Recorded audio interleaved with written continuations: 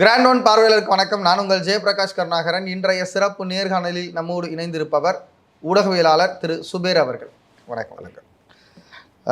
தமிழ்நாடே ரொம்ப ஒரு சோகத்தில் இருக்குது அப்படின்னா இது உண்மையும் கூட. காரணம் என்னென்னா, கள்ளக்குறிச்சியில் கிட்டத்தட்ட கள்ளசாராயம் சாப்பிட்டு ஒரு 50 பேர் பட்ட மக்கள் இறந்து போகிறாங்க. இது ஒரு பெரிய துயரம் அப்படின்றது நம்மளால் ஏற்றுக்கொள்ளக்கூடிய ஒரு விஷயம். ஒரே வீட்டில் அம்மாவும் இறந்து போகிறாங்க, அப்பாவும் இறந்து போகிறாங்க. உறவினர்கள் ஒட்டுமொத்த அந்த வீட்டில் இருந்த ஆண் எல்லோருமே இறந்து போகிறதெல்லாம் நம்மளால் பார்க்க முடியுது. கிட்டத்தட்ட 50 பேர் இறந்து போகிறாங்க. அரசு என்ன வேடிக்கை பார்க்கிறதா அப்படின்ற ஒரு கேள்வி இன்னைக்கு எழுந்திருக்கு. அரசு நினைத்திருந்தால் இதை கட்டுப்படுத்திருக்கலாம். ஏற்கனவே மரக்காணத்தில் செங்கல்பட்டுலாம் இது நடந்தது, நம்மளால் பார்க்க முடியுது. அதையும் மீறி இது நடக்குது அப்படின்னா அரசு மெத்தனமாக இருக்குது அப்படின்றது ஒரு பேசுபொருளாக இருக்குது. இந்த போக்கை நீங்கள் எப்படி பார்க்குறீங்க? இல்லை, முதல்ல நீங்கள் மரக்காணமாக இருக்கட்டும், கள்ளக்குறிச்சியாக இருக்கட்டும், செங்கல்பட்டாக இருக்கட்டும், அந்த பகுதிகளில் முதலில் அந்த மக்களுக்கு வேலைவாய்ப்பு உருவாக்கும். வேலைவாய்ப்பை உருவாக்கி அவங்கள அடிப்படை தேவைகளை அவங்க பூர்த்தி பண்ணிட்டாங்கன்னா இந்த மாதிரியான விஷயங்களுக்கு போக மாட்டாங்க. கள்ளச்சாராயத்தை ஒழிக்க முடியுமா அப்படின்னு நம்ம பல வருஷமாக பேசிக்கிட்டு இருக்கோம். அது 50 வருஷமாக கள்ளச்சாராயத்தை ஒழிப்போம்னு சொல்லிகிட்டே இருக்கிறோம். எந்த ஆட்சி வந்தாலும் அதை முற்றிலுமாக ஒழிக்க முடியல. இப்போ என்னென்னா, அந்த பகுதி மக்களுக்கு முதலில் இந்த 50 பேர் இழப்புங்கிறதுலாம் ஒரு எதிர்பார்க்க முடியாத இழப்பு. நீங்கள் சொன்ன மாதிரி ஒரு குடும்பத்தில் ஒட்டுமொத்தமாக 2 குழந்தைகளை மட்டும் விட்டுட்டு அப்பாவும் அம்மாவும் இறந்து போயிருக்காங்க. இதெல்லாம் யோசிச்சு பார்க்கக்கூட முடியாத விஷயம். தமிழ்நாட்டில் கணவனும் மனைவியும் சேர்ந்து மது வருந்தி விட்டு அப்போ அவன் கணவனும் மனைவி இறந்து விட்டாங்க, குழந்தைங்க அனாதையாக நிற்கிது. அப்போ மது இன்னைக்கு எந்த அளவுக்கு உள்ள புகுந்துருக்கு, குடும்பத்துக்குள்ள வரைக்கும் போயிடுச்சு. முந்தைய காலத்தில் ஆண்கள் தான் குடிப்பாங்க, பெண்கள் தான் குடிக்க மாட்டாங்கிற ஒரு வரைமுறை இருந்துச்சு. நீங்கள் ஆண் பெண் சமம், அது வேறு விஷயம். யார் குடித்தாலுமே தவறு தான். ஆனால் ஆண் குடிச்சு செத்து போயிட்டா கூட அந்த பெண் உயிரோடு இருந்தால் அந்த குடும்பத்தை காப்பாற்றிடுவான். இன்றைக்கி அந்த பெண்ணும் செத்து போகிறப்ப மது எந்த அளவுக்கு இன்றைக்கி ஒரு குடும்பத்துக்குள்ளே போய் நிற்கிது அதுங்கிறது வெறும் கள்ளச்சாராயம் மட்டும் கிடையாது. இந்த விஷயத்தை கலாச்சார விஷயமாக மட்டும் பார்க்கக்கூடாது. இது ஒரு கலாச்சார சீர்கேடா பார்க்குறீங்க. இது கலாச்சார சீரழிவு. நமக்குன்னு ஒரு பாரம்பரியம் இருக்குது தமிழ்நாட்டில். நமக்குன்ற தமிழர்களுக்குன்ற ஒரு பாரம்பரியம் இருக்குது, பண்பாடு இருக்குது, வாழ்வியல் முறை இருக்குது. நமக்கு நீங்கள் இந்துவாக இருக்கட்டும், முஸ்லீமாக இருங்க, கிறிஸ்டியனாக இருக்கட்டும், எந்த மதத்தை சேர்ந்தவராக இருக்கட்டும், எந்த ஜாதியை சேர்ந்தவராக இருக்கட்டும், தமிழ்நாட்டினுடைய அந்த வாழ்வியல் முறைங்கிறது ரொம்ப முக்கியமான வாழ்வியல் முறை, ரொம்ப நாகரீகமான வாழ்வியல் முறை. நம்ம பெருமையாக நீங்கள் பேசிக்கிட்டு இருக்கோம். உலகத்தினுடைய பன்மையான மொழியில் தமிழ் மொழி, பன்மையான நாகரிகம் தமிழ் நாகரிகம் பேசுகிறோம். அப்படிப்பட்ட தமிழ் நாகரிகத்தில் இன்னைக்கு கணவன் மனைவியும் குடிக்கக்கூடிய ஒரு ஆபத்து இன்னைக்கு ஏற்பட்டிருக்கு. அதனால் ஒரு குடும்பம் அழிந்து நிற்கிறது. இது உண்மையிலேயே அதுக்காக நீங்கள் ஆண் குடிக்கலாமா பெண் குடிக்கலாமாங்கிறதான் விவாதம். அந்த விவாதத்துக்குள்ளே போக வேண்டாம். இது யார் குடித்தாலும் தவறு தான். ஆனால் இது குடும்பத்தோடு சேர்ந்து குடிக்கிறதுங்கிறது நம்மளுடைய கலாச்சாரத்துக்கு புதுசாக இருக்குது. நம்ம தமிழ் கலாச்சாரத்துக்கு புதுசாக இருக்குது. இது ஆபத்தாக இருக்குது, அச்சமாக இருக்குது, பயமாக இருக்குது, வேதனையாக இருக்குது இதை பார்க்குறது. அப்படிங்கும்போது இதை நம்ம இது பண்ணணும். அரசாங்கம் என்ன செஞ்சுருக்கு, அரசாங்கம் எல்லை மீறி போயிடுச்சா அப்படிங்கிற மாதிரி, கைவிட்டுருச்சா, அரசாங்கம் செயலிழந்துருச்சா அப்படிங்கிற நிறைய குற்றச்சாட்டு வைக்கிறாங்க. இது அரசாங்கம் முழுவதுமாக இதை கையில் எடுத்து கவனம் எடுத்து இதை செஞ்சுருக்கணும். பொறுப்பேற்க வேண்டியது அவங்க தானே. முழு அரசாங்கம் அவங்க தான் இருக்காங்க. அதனால் அவங்க தான் பொறுப்பேற்க வேண்டும். அதில் மாற்று கருத்து கிடையாது. அதே நேரத்தில் இந்த இடம், இந்த கருணாபுரம்ங்கிற இடத்துல அது சாராய கடைன்னு இருந்திருக்கு. கிட்டத்தட்ட 20 வருஷம் அந்த இடத்துல சாராயம் வித்துட்டு இருக்காங்க. இன்னைக்கு நேற்று இல்லை, கிட்டத்தட்ட 3 தடவை அதிமுக தான் ஆட்சியில் இருந்திருக்கு. அதான் சொல்ல வர்றேன். 20 வருடமா எப்படி ஊரில் டீ கடை இருக்கு, நான் போய் டீ சாப்பிட்டு வரேன், அப்படி மாதிரி சாராய கடை கொடுத்துறேன் அப்படிங்கிற மாதிரி ஓப்பனாகவே 20 வருஷமா அந்த இடத்துல நடந்திருக்கு. இந்த கருணாபுரத்தில் அதுக்கு பேரே சாராய கிடையாது. மக்கள் சர்வசாதாரணமாக போகிறது வரது நடந்திருக்கு. கிட்டத்தட்ட 15, நீங்க சொன்ன மாதிரி 10 வருடம் அதிமுக ஆட்சி இருக்கு, இந்த 3 வருஷம் திமுக ஆட்சி இருக்கு. அப்போ இந்த வியாபாரிகள், சாராயம் விற்கக்கூடியவர்கள் எல்லா தரப்புலையும் அவங்க இன்ஃப்ளூயன்ஸ் இருக்காங்க. அரசியல்வாதியிலேருந்து, காவல்துறை அதிகாரியிலேருந்து, மேல்மட்டத்து வரைக்கும் எல்லா பகுதிகளிலும் இருக்காங்க. அப்போ இதை இன்னைக்கு அதிமுகவை சேர்ந்தவர் எதிர்க்கிறாங்க, நாம் தமிழரை சேர்ந்தவர்கள் எதிர்க்கிறாங்க. இல்லைன்னா அந்த பகுதியில் அந்த நிர்வாகிகள் கிடையாதா அப்படிங்கிற ஒரு கேள்வி இருக்குது. இன்றைக்கி இவ்வளோ பெரிய பாதிப்பு ஏற்பட்டிருக்கு, 50 பேர் இறந்துருக்காங்கன்னா அந்த இடத்துல சாராய விற்கிறாங்கன்னு தெரிஞ்சுட்டு தான் எல்லாருக்குமே தெரியும். ஒரு 200 மீட்டர் போலீஸ் ஸ்டேஷன் இருக்குது. அப்போ போலீஸ் ஸ்டேஷனுக்கு தெரியும், அங்கே இருக்கக்கூடிய எல்லா மாற்று கட்சிகளுக்கு தெரியும். இவ்வளோ ஜருவராக ஓப்பனாக சாராயம் விற்கிறாங்க, நாங்கள் இதை போராட்டம் பண்ணுறோம்னு ஒரு 500 பேரை சேர்த்து போய் பஸ் மறியல் பண்ணியிருக்க வேண்டிய அதிமுக வலுவான எதிர்கட்சி தானே. உங்கள் ஆட்சி, அதிமுக ஆட்சி 3 வருஷம் ஆச்சுல, இந்த இடத்துல பகிரங்கமாக ஒரு சாராயம் நடக்குது, யாரும் நடந்துட்டு இருக்கு. இன்னைக்கு வந்த பிறகு நீங்கள் போய் சோகமாக மூஞ்சியை வச்சுக்கிட்டு சீனை போடுறது, நீங்கள் வித்துக்கிட்டு இருக்கப்போ நீங்கள் ஆர்ப்பாட்டம் பண்ணி போராட்டம் பண்ணிருக்க. அப்போ உங்களுக்கு எல்லாருமே, எல்லா அரசியல்வாதிகளுக்குமே அதில் இன்வால்வ் இருக்கு. எப்படி இல்லாமல் இருக்கும்? ஆமாம், லோக்கலில் ஒரு கட்சிக்காரர் இல்லாமல் கட்டி கொடுக்காம, ஆளுங்கட்சியாக தான் 10 ரூபா கொடுப்பான், எதிர்கட்சியாக தான் 5 ரூபா கொடுப்பான். இதுதான் ரீசன். கட்டிங் இல்லாமல் அங்கே வியாபாரம் பண்ண முடியாது. அப்போ எல்லா அரசியல்வாதிகளுக்குமே இது உடனே தான். இது வந்து அரசாங்கம் இருக்கிறதுனால திமுக மேல் கூடுதல் பழி. மிச்சம் எல்லாருமே இது பொறுப்பேற்கணும். அதிமுக சேர்ந்த நிர்வாகி அந்த கருணாபுரத்தில் இல்லையா? பாஜக நிர்வாகி கருணாபுரத்தில் இல்லையா? நாம் தமிழர் நிர்வாகி கருணாபுரத்தில் இல்லையா? அப்போ உங்க கட்சிக்காரன் எவனுக்கும் அங்கே சாரா வைக்கிறது தெரியாதா? அப்போ நீங்கள் இன்னைக்கு வந்தப்போ சோகமா மூஞ்சியை வச்சுக்கிட்டு அரசாங்கத்து மேலே பயங்கரமா இது பண்றீங்களா? அப்போ நீங்கள் போய் அன்னைக்கு வித்திருக்கணும் பானை தூக்கி போட்டு உடச்சிருக்கணும் தானே நீங்க? இல்லை 50 பேரை கூட்டு போய் போராட்டம் பண்ணிருக்கணும் தானே நீங்க? உங்களுக்கு தெரியாதா? அப்போ இது எல்லாருமே இதுக்கு உடந்தை. அரசாங்கம் கூடுதல் உடந்தை, அவ்வளோதான். அரசாங்கம் பொறுப்பில் இருக்கிறதுனால கூடுதல் பழி அரசாங்கத்தின் மேலே. ஆனால் எல்லாருமே இது பழியை ஏற்றுக்கிட்டு தான் ஆகணும். அதிமுகவாக இருக்கட்டும், திமுகவாக இருக்கட்டும், பாமகவாக இருக்கட்டும், நாம் தமிழராக இருக்கட்டும், விடுதலை எல்லா கட்சிகளுக்குமே அங்கே சாராயம் விற்கிறது தெரியும். நீங்கள் ஏன் இவ்வளோ நாள் இப்போ பிரச்சனை ஒன்ற பிறகு நீங்கள் போய் சோகமாக மூஞ்சியை வச்சுக்கிட்டு ஆறுதல் சொல்லிட்டு வரதுனால என்ன பயன்? நீங்கள் 50 உயிர் போயிடுச்சுல, நீங்கள் அதை காப்பாற்றிருக்கணுமா இல்லையா? வருமுன் காப்பது தானே நமக்கு கடமை. அதை விட்டுட்டு நீங்கள் வந்து செத்து போன பிறகு அங்கே போய் சோகமாக மூஞ்சியை வச்சுக்கிட்டு நீங்கள் அதை வந்து ஒரு பெரிய ஒரு ஒரு செய்தியாக வந்து எல்லா மெயின் ஸ்ட்ரீம் ஊடகங்களுமே அங்கே தான் அடைஞ்சு கிடக்கு. நீங்கள் அரசியல்வாதிகள் வந்து ஒரு அந்த இடத்துக்கு போகிறத வந்து ஒரு இதாக்கிட்டாங்க. நீங்கள் வந்து கள்ளக்குறிச்சி போகிற தலைவர் கள்ளக்குறிச்சி போகிறார், தலைவர் கள்ளக்குறிச்சி போகிறார், லைவ்ல போயிட்டு இருக்காது. ஆமாம், எல்லாருமே போகிறாங்க. இந்த அரசியல்வாதிகள் இந்த அரசியல்வாதிகள் அடிக்கிற கூத்தை பார்த்தா புதுசாக ஒருத்தர் கட்சி ஆரம்பிச்சிருக்காரு, தமிழக வெற்றி கழகம்னு. அது வரைக்கும் பேசாமல் இருந்தார். பார்த்தாரு எல்லாரும் போகிறா, நம்மளும் பின்னாடி போனால் தான் நம்மளை அரசியல்வாதி நம்புவாங்க போல. ஏய் நானும் நவிட்டு தானே வண்டியில் ஏற்றுக்கடா அப்படின்ற மாதிரி இவர் வண்டியில் ஏறி போகிறது, உடனே அங்கே போகிறது.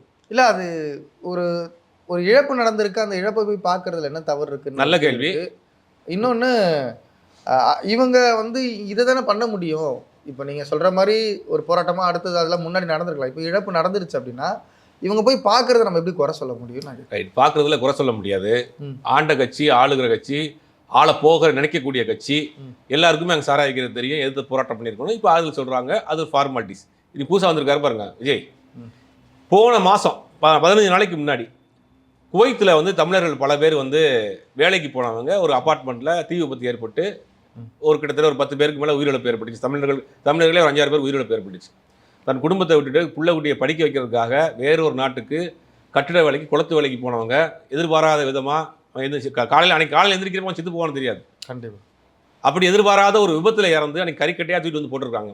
இங்கே இப்போ இதை போய் பார்த்துருக்கணுமா இல்லையா விஜய்? அந்த குடும்பத்துடைய வாழ்வாதாரமே போச்சு. அன்றைக்கி ஒரு அறிக்கை கொடுத்தா, லெட்டர் கொடுத்தா போதும். இன்றைக்கி கள்ளச்சாராயம் குடிச்சு இறந்தவனை பார்க்குறதுக்கு ஓடுறீங்கல்ல. ஒருத்தர் கட்டிட வேலை பார்த்து ஆக்சிடென்ட்ல இறந்து போய் வந்து வெளிநாட்டிலேருந்து தூக்கிட்டு வந்து போட்டிருக்காங்க. அந்த குடும்பமே நீங்கள் நிராகதியாக இருக்குல்ல. யாராவது இதை பற்றி பேசியிருக்காங்களா? ட்விட்டரில் ஒரு வருத்தம்லாம் தெரிவிச்சது. ட்விட்டரில் வருத்தம் தெரிஞ்சா ட்விட்டரில் கட்சி நடத்திக்கணும். ட்விட்டர்லேயே கட்சி நடத்திக்கலாம், ட்விட்டரில் வாழ்த்து போட்டுக்கலாம், நண்பா நண்பிகள் இதை பார்த்துட்டு என்ஜாய் பண்ணிக்கலாம். ஒரு குடும்பமே இன்னைக்கு வந்து ஒரு ஆணுடைய வருமானத்தை நம்பி ஒரு குடும்பமே இருக்குது. ஒரு 2 குழந்தைங்க இருக்கும், அவங்க பொண்டாட்டி இருப்பாங்க, அவங்க அம்மா இருப்பாங்க. அதை நம்பி ஒருத்தன் வேலைக்கு போயிருக்கான், குவைத்தில் ஒரு கட்டட வேலைக்கு போயிருக்கான். எரிஞ்சு சாம்பு செத்து போய் கறிக்கட்டையாக தூக்கிட்டு வந்து போட்டிருக்காங்க. இன்றைக்கி அந்த குடும்பத்தினுடைய அடுத்த கட்டமாக என்ன இருக்கும்? அவங்க அவரோட ஒருத்தருடைய வருமானத்தை வச்சு அந்த குடும்பம் ரன் பண்ணிட்டு இருப்பாங்க. அந்த குடும்பம் இன்னைக்கு இறந்து நிராகதியாக நிற்கிது. யாராவது இதை பற்றி பேசிருக்கீங்களா? எந்த அரசியல்வாதி? அரசாங்கம் ஒரு 2 லட்சம் 3 லட்சமா கொடுத்துருக்காங்க. கள்ளச்சாராயம் குடிச்சவனுக்கு 10 லட்சம் ரூபாங்க. கட்டட விபத்துல இறந்த பொண்ணுக்கு 3 லட்சம் ரூபா. அங்க பொறுத்தவரை இங்க போயிருக்கலாமோ? சாவு வந்து எப்படி பாருங்க, எப்படி பேலன்ஸ் பண்றாங்க பாருங்க. சாவே கள்ளச்சாராயம் குடிச்சவனு பார்க்கறதுக்கு எல்லா அரசியல்வாதியும் போய் நிற்கிறான், எல்லா சேனல் லைவ் போடுறான். ஆனா கட்டட விபத்தை செத்து போனவன் இறந்ததுக்கு 3 லட்சம் ரூபா மானியம் எந்த அரசியல்வாதியும் போல. சரி, புதுசாக கட்சி ஆரம்பிச்சிருக்காரு விஜய், இவராவது ஒரு மாற்று அரசியல் பண்ணுவார், மாற்று கட்சி பண்ணுவாருன்னா அங்கே போகிறாரு, பக்கத்தில் நின்று காலில் விழுகிறாரு, கட்டி பிடிக்கிறாரு, சோகமாக மூஞ்சி வச்சுக்கிறாரு. இதெல்லாம் என்ன தீர்வு? நீங்கள் என்ன சொல்ல வர்றீங்க? அரசியல் உங்களுக்கு முன்னாடி 3 பேர் வரிசையாக நிற்கிறாங்க, பெர்ஃபார்மன்ஸ் பண்ணிக்கிட்டு இருக்கான். நீங்கள் பேசிக் நடிகராக இருந்தால் கூட உங்களை காட்டிலாம் பெர்ஃபார்மன்ஸ் பண்ணி அரசியல் பெர்ஃபார்மன்ஸ் பண்ணிக்கிட்டு இருக்கானுங்க. நீங்கள் லேட்டாக தான் போகிறீங்க. அப்போ விஜய்ங்கிற ஒரு அரசியல் கட்சி தலைவர், ஒரு இளைஞர் உள்ளே வர்றாரு, ஏதோ ஒரு மாற்று அரசியலை பண்ண போகிறார், மாற்று ஒரு பிரச்சாரத்தை கையில் எடுக்க போகிறாரு அப்படின்னு பார்த்தா இவரும் போய் அந்த வண்டியில் ஏறிட்டு போகிறாரு. அப்போது விஜயும் சராசரி அரசியல்வாதி போல் இந்த மாதிரியான சென்சேஷனல் இஷ்யூ மட்டும்தான் இது பண்ணுறாரோ, ஐ மீன் அதுக்கு அட்ரஸ் பண்ணுறாரோ அப்படின்றது அப்படி தானே இருக்குது. நம்ம கண்ணாடி பார்க்குறோமே, இதில் ஆராய்ச்சியெல்லாம் பண்ண தேவை வேண்டிய அவசியம்லாம் கிடையாது. கண்ணாடி பார்க்குறோம். இப்போ அண்ணாமலை போயிட்டு வர்றாரு, எடப்பாடி பழனிசாமி போய்ட்டுறாரு, எல்லாம் டிவியில் உட்காந்து பார்த்துட்டு இருப்பாப்புல போல. எல்லாரும் போயிட்டாங்க, நம்மளும் போகலாம், அரசியல்வாதி இல்லைன்றுவாங்க, வண்டி எடுத்து கூட நேரம் போயிடுது. இப்போ பெரிய கொடுமை என்னன்னா, ஒரு ஊரே இன்னைக்கு வந்து மரண ஓலம் கேட்டுக்கிட்டு இருக்கு. எங்கே பார்த்தாலும் மரணம், எங்கே பார்த்தாலும் பிணம், எங்கே பார்த்தாலும் அழுகை. ஆனால் அங்கே போய் நீங்கள் அரசியல் பண்ணுறீங்களா? உங்களுக்கு மனசாட்சியே இல்லையா? இல்லை இது அரசியல் பண்ணுறத நம்மளால பார்க்கணுமான்னு கேட்குறேன். ஏன்னா இது வந்து ஒரு ஆறுதல் தெரிவிக்கிறது. ஏன்னா இது வந்து இன்னைக்கு நேற்று உருவான ஒரு விஷயம் இல்லை. திராவிட இயக்கங்கள் திராவிட கட்சிகளாக மாறின காலகட்டங்கள்லேயே இதுதான் இருந்தது. நீங்கள் பழைய காங்கிரஸை விட்டுட்டு அதுக்கப்புறம் வந்த காங்கிரஸ் கூட ஒரு தொண்டன் வீட்டில் இறப்போ அல்லது நல்லது கெட்டதோ எல்லாத்துக்கும் உள்ளே போவாங்க. அந்த மாதிரியான ஒரு விஷயத்தை நம்ம பார்க்கலாம்ல இதை. மற்ற இழப்புகளுக்கும் மற்ற இதுக்கும் நீங்கள் ஏன் போகலன்றது தான் இப்போ கேள்வி. ஏன் கொய்த்து குவைத்தில் இறந்து போனது எந்த செய்தியே இல்லைங்க.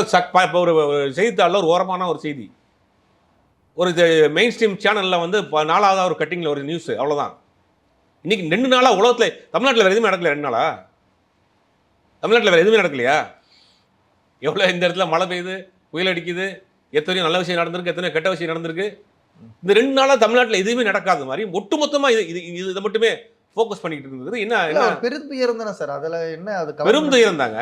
தவிர்க்க முடியாத துயரம், மன்னிக்க முடியாத துயரம், அரசாங்கம் முழு பொறுப்பு ஏற்கணும், இதெல்லாம் மாற்று கருத்து கிடையாது. ஆனால் இதை வைத்து நீங்கள் வந்து ஒரு அரசியலை நீங்கள் முன்னெடுத்துட்டு போறீங்க. விஜய் சொல்கிறேன், விஜய் மட்டும் பர்டிகுலராக சொல்கிறேன். நீங்கள் முதல்ல போயிருக்க அட்டன் பண்ணியிருக்க நிகழ்ச்சி தான். அதுக்கு முன்னாடி இது கொடுக்க போயிருக்கீங்க, அரிசி கொடுக்க போயிருக்கீங்க, 2 புத்தகம் கொடுக்க போயிருக்கீங்க. இதெல்லாம் அந்த அரசியல் கட்சி தலைவர் செஞ்சுட்டு தான் இருக்காங்க. அவங்களுக்கு முன்னாடி நின்று இருக்கவங்க அதான் பண்ணிட்டு இருக்காங்க. நீங்கள் அதே வண்டியில் நீங்கள் ஏன் ஏற போறீங்க? அப்படிங்கும் போது இது வந்து அரசியலுக்காக பண்ணுறாங்க அப்படிங்கிறது தெரியுது. இது வந்து இனிமேல் இது மாதிரியான சம்பவங்கள் நடக்காமல் இருக்கிறதுக்கு என்ன செய்யணும், அடிப்படையிலேருந்து நீங்கள் கட்டமைப்பு மாற்றணும். சரிங்க சார். இப்போ இதில் காவல்துறையுடைய தவறுதல் அதிகமாக இருக்குதுன்னு சொல்கிறாங்க. குறிப்பாக அங்கே இருந்த இன்ஸ்பெக்டர்ஸ்க்கு எல்லாரையும் பணியிடை மாற்றம் பண்ணுறாங்க, ட்ரான்ஸ்ஃபர் பண்ணுறாங்க, எல்லாமே நடக்குது. ஆனால் ஒவ்வொரு தடவையும் இதுக்கு பின்னாடி இருக்கிற அரசியல்வாதிகள் தப்பிச்சு கொள்கிறாங்க, அரசு அதிகாரிகள் மட்டும் சிக்கிக்கிறாங்க அப்படின்றது ஒரு பேசுபொருளாக இருக்குது. அரசு அதிகாரிகளும் அரசியல்வாதிகளும் சேர்ந்து தான் இந்த மாதிரியான இல்லீகல் கிரைம்ஸை பண்ண முடியும். அப்படி பண்ணும்போது அரசியல்வாதிகள் அதில் தப்பிச்சுக்கிறத நம்மளால் எப்படி பார்க்க முடியும்? இல்லை, முதல் குற்றவாளி அதிகாரிகள் தான். ஓகே, அதிகாரிகளுக்கு தான் அது முதல்ல தெரியும். அரசியல்வாதி 5 வருஷத்துக்கு மாறிக்கிட்டே இருப்பாங்க. இந்த வருஷம் ஆளுங்கட்சியாக இருக்கும், அடுத்த எதிர்கட்சியாக போயிடுவான். அவனுக்கு பவர் இருக்காது. அதிகாரிகள் அங்கே இடத்துல பெர்மனெண்ட்டாக இருப்பான். இந்த இடத்துல சாராய வைக்கிறது அதிகாரிகளுக்கு 20 வருஷமாக தெரியும். அவன் எந்த கட்சிக்கு வந்தாலும் இந்த இவன்ட்ட கொடுக்குற 10 ரூபா அங்கே கொடுக்க போகிறான். அதிகாரிகள் தான் முழு பொறுப்பு. இப்போ அதிகாரிகள் மட்டத்திலே தடுக்க முடிஞ்சால் ஓரளவுக்கு தடுக்கலாம், ரைடு விடலாம், ஆக்ஷன் எடுக்கலாம், முடிஞ்ச அளவுக்கு தடுக்கிறதுக்கு கூட அதிகாரிகளுக்கு வாய்ப்பு இருக்குது. அரசியல்வாதிகள் மாறிட்டே இருப்பாங்க. 5 வருஷம் அதிமுக இருக்கும், 5 வருஷம் திமுக இருக்கும், மாறி மாறி அரசியல்வாதிகள் வந்துட்டே இருப்பாங்க. அப்போ அந்த அரசியல்வாதி போயிட்டோன்னா இந்த அதிகாரி அதே இடத்துல தான் இருக்கிறான். அந்த ஊர் விஓவாக இருக்கும், அந்த ஊரில் விஓவாக தான் இருப்பான். சாராயம் காட்சி தான் அவனுக்கு தெரியும். அந்த ஊரில் இன்ஸ்பெக்டராக இருக்கும், இன்ஸ்பெக்டராக இருப்பான். அதிகபட்சம் 2 வருஷம் 3 வருஷம் மாற போகிறவுடைய அங்கே சாராயம் விற்கிற இடம் அந்த அதிகாரிகளுக்கு தெரியும். ஆள் வேணா மாறும், அந்த அதிகாரம்ன்றது மாறாது. அதிகாரிகள் மாற மாட்டான், அரசியல்வாதி மாறுவாங்க. இவன் கொடுக்குற கட்டிங் வேணா மாறும். ஓகே, மற்றபடி அதிகாரிகளுக்கு வந்து முழு பொறுப்பு இருக்குது. அதெல்லாம் என்னன்னா அரசியல்வாதிகள் வந்து தப்பிச்சுட்டு போயிடுவான் அவனுடைய இன்ஃப்ளூயன்ஸை வச்சு. எந்த கட்சியாக இருந்தாலும் மாற்றுறது யாருன்னா அதிகாரிகள் தான் மாற்றுறாங்க. அதிகாரிகள் இதுலேருந்து ஒரு விழிப்புணர்வு வரணும். இது வந்து உங்களுக்கு எச்சரிக்கை தான். நீங்கள் வந்து இதுக்கு துணை போனீங்கன்னா மாட்ட போகிறது நீங்கள் தான். அரசியல்வாதி இப்படிலாம் தப்பிச்சுட்டு போயிடுவான். நீங்கள் ஆளுங்கட்சியாக இருக்கட்டும், எதிர்கட்சியாக இருக்கட்டும், வெளியில் எதிர்முகமான கட்சியாக இருக்கட்டும், இருந்தாலும் கூட உள்ளுக்குள்ள அண்டர்ஸ்டாண்டிங் தான் இருப்பாங்க. கண்டிப்பாக அது வெளியில் பார்க்குறவங்களுக்கு தெரியும். அப்படி ஆளுங்கட்சியாக இருக்கா, எதிர்கட்சியாக இருக்கா, இவர் கடுமையாக அவர் எதிர்க்கிறாரு அப்படின்னு வெளியில் தான் பேசுவாங்க. உள்ளுக்குள்ள அவங்களுக்கு ஒரு டீலிங் இருக்கும், எந்த கட்சியாக இருந்தாலும் சரி. அது யாரும் விதிவிலக்கு கிடையாது. சரி, இப்போது இந்த இஷ்யூவை ஒட்டி நிறைய சமூக வலைதளங்களில் பேசுபொருளாக இருக்குது. ஒருத்தவங்க ஒரு ஸ்டாண்ட் எடுத்துக்கிட்டு அதுக்கு சண்டை போட்டு இருக்கிறத நம்மளால் பார்க்க முடியுது. ஆனால் இது கூடார ஒரு சமூக அக்கறை கொண்டவங்க ஒரு பெண்மணி என்ன பண்ணுறாங்க, ஒரு ட்விட்டரில் ஒன்று போடுறாங்க, இறந்து போன அனைவரும் தலித்துகளாக இருக்காங்க, ஏன் இது திட்டமிட்டு நடந்துடக்கூடாதுன்னு ஒரு புதகரமான ஒரு தகவலை உள்ளே போடுறாங்க. அதுக்கு பதில் சொல்கிற பாரிசாலன் என்ன சொல்கிறாருன்னா, அவங்களாம் வந்து தமிழ் குடிகள், சாம்பவ பறையர்கள் அப்படின்னு அதுக்கு ஒரு தமிழ்குடி சாதியை உள்ள சேர்க்குறாரு. தலித்துகள் இல்லை அப்படின்னு இவர் சொல்கிறாரு. தலித்துகள்னா அவங்க வடநாட்டுக்காரங்க அப்படின்ற மாதிரி இவர் ஒரு ஸ்டாண்ட் எடுக்கிறார். இந்த மாதிரியான ஸ்டாண்ட் இதுக்குள்ளே தேவையா? இதெல்லாம் பைத்தியங்க, அப்படியே சொல்லணும். இதெல்லாம் பைத்தியங்க. செத்து போனது உயிர். செத்து போன பிறகு அவன் போனோம், அவன் இந்துவாக இருக்கட்டும், முஸ்லீமாக இருக்கட்டும், அவன் என்ன ஜாதியாக இருக்கட்டும், செத்துட்டானா போனோம். உயிரோடு இருக்கிற வரைக்கும் தான் ஜாதி, உயிரோடு இருக்கிற வரைக்கும் தான் அவன் மதம், உயிரோடு இருக்கிற வரைக்கும் தான் அவன் பேரேவும். ராமசாமியோ, குப்புசாமியோ, ரயுமோ, ஸ்டெய்ஃபனோ யாராக இருந்தாலும் உயிரோடு இருக்கிற வரைக்கும் தான். செத்துட்டானா அவன் போனோம். அவன் எந்த ஜாதியாக இருக்கட்டும், எந்த மதமாக இருக்கட்டும். இங்கெங்கே வந்துச்சு ஜாதி மயிறு? அதுவும் செத்து சாதினால சாவல. அவங்க சாராயம் குடிச்சு செத்துருக்கான். சாராயம் குடிச்சு செத்துருக்கான். அவன் எந்த ஜாதியா இருந்தா, மதமா இருந்தா, ஒரு ஆணவ படுகொலையில் நடந்தா கூட அந்த அதை பத்தி சொல்றதுக்கு வாய்ப்பு இருக்கு. இந்த மாதிரி பைத்தியங்கள் எல்லாம் வச்சுக்கிட்டு நம்ம என்ன செய்ய முடியும்? நீங்க செத்துட்டீங்கன்னா வச்சுக்கோங்க, அடுத்த செகண்ட் அவன் பணமாயிடுவான். அவன் பேர், அவன் ஜாதி, அவன் மதம், ம். அவனை அதெல்லாம் தூக்கி குப்பையில் போட்டுருவாங்க. எப்பப்பா எடுக்க போறத எப்பப்பா எடுக்க போகிற அதை பேர் கூட செத்து போவோம். செத்து போனால் அவன் பேரும் செத்து போயிருங்க அவனுக்கு அடுத்த செகண்டு. இங்கே எங்கே வந்துச்சு ஜாதி? இது நாங்கள் ஆராய்ச்சி பண்ணுறோம், நாங்கள் பெரிய இன்டலெக்சுவல் பீப்புள்ஸ், நாங்கள் வந்து பொலிட்டிக்கல் ரிசர்ச் பண்ணுறோம். செத்து போன பணத்தில் வச்சு ரிசர்ச் பண்ணுவீங்க? குடிச்சவன் ஆணும் குடிச்சிருக்கான், பெண்ணும் குடிச்சிருக்கான், 40 வயசுக்காரன் குடிச்சிருக்கான், 30 வயசுக்காரன் குடிச்சிருக்கான், பாரபட்சம் இல்லாமல் குடிச்சிருக்கானுங்க. சாவில் வந்து குடிச்சிருக்காங்க. இதில் பெரிய கொடுமைன்னா போகிறவனும் குடிச்சிருப்பான் சாவு வீட்டில். சாவ துக்கத்தை கொண்டாடுறோம்னு இங்கே அப்படி தான் நடக்குது. இதில் எங்கே ஜாதி வந்துச்சுன்ற, இதில் எங்கே மதம் வந்துச்சுன்ற, இதில் அரசியல் தான் வந்துச்சு. சொல்லப்போனால் அரசியல்வாதியை தான் வந்து இதை வச்சு அரசியல் பண்ணிட்டு இருக்காங்களே ஒழிய, இது வந்து நமக்கு ஒரு எச்சரிக்கை மணி. நம்மளுடைய அந்த நிகழ்ச்சியின் ஆரம்பத்தில் சொன்ன மாதிரி நம்மளுடைய கலாச்சாரம் சீரழிஞ்சு போச்சு, நம்மளுடைய பண்பாடு செஞ்சுக்கிட்டு இருக்கு. ஆண் பெண் குடிக்கிற கலாச்சாரம் நம்மளுடைய கலாச்சாரம் கிடையாது. அதை மாற்றணும். இன்றைக்கி வந்து ஒரு குடும்பம் வந்து அப்பாவும் அம்மாவும் இறந்து போய் அந்த குழந்தைங்க வந்து நிராயுத பாணியாக நிற்கிது. இது பார்த்துக்கிட்டு இருக்க எல்லாருக்குமே ஒரு எச்சரிக்கை. இது அரசாங்கம் இன்னும் அதிகமாக ஒரு முயற்சி எடுக்கணும். இன்றைக்கி அரசாங்கத்துடைய அதிகபட்சம் என்ன பண்ணியிருக்காங்கன்னா, அந்த கலெக்டரை ட்ரான்ஸ்ஃபர் பண்ணியிருக்காங்க, எஸ்பியை வந்து சஸ்பெண்ட் பண்ணியிருக்காங்க, கூண்டோட போதை ஒழிப்புத்துறை, லஞ்ச ஒழிப்புத்துறை, போதை ஒழிப்புத்துறையுடைய அந்த டீமை டோட்டலாகவே வந்து சஸ்பெண்ட் பண்ணியிருக்காங்க, தாசில்தாரை சஸ்பெண்ட் பண்ணியிருக்காங்க, வழக்கை சிபிசிஐடிக்கு மாட்டியிருக்காங்க. அரசாங்கம் 10 லட்ச ரூபா கொடுத்துருக்கு. ஒரு அரசாங்கம் ஒரு தவறு நடந்திருக்கு, அதுக்கு பரிகாரமாக என்னென்ன செய்ய முடியுமோ அதை செஞ்சுக்கிட்டு இருக்கு. அதில் வந்து மாற்றுக்கிறது கிடையாது. இனிமேல் வராமல் தடுக்கிறதுக்கு எல்லாரும் சேர்ந்து முயற்சி எடுக்கணும். ஓகே, கட்டாயம். இதில் அரசுக்கு மிக கூடுதலான பொறுப்பு இருக்குன்றதையும் கடைசியாக சொல்லி முடிக்கிறீங்க. அரசு இது போன்ற சம்பவங்கள் நடக்கிறதுக்கு முன்பாகவே அதற்கான ஸ்ட்ரிக்டான ரூல்ஸ் அண்ட் ரெகுலேஷன்ஸை ஃபாலோ பண்ணால் மட்டும்தான் இந்த மாதிரியான உயிரிழப்புகள் நடக்காது. ரொம்ப தெளிவான பார்வை முன்வைத்தீங்க. நேரத்துக்கும் கருத்துக்கும் மிக்க நன்றி.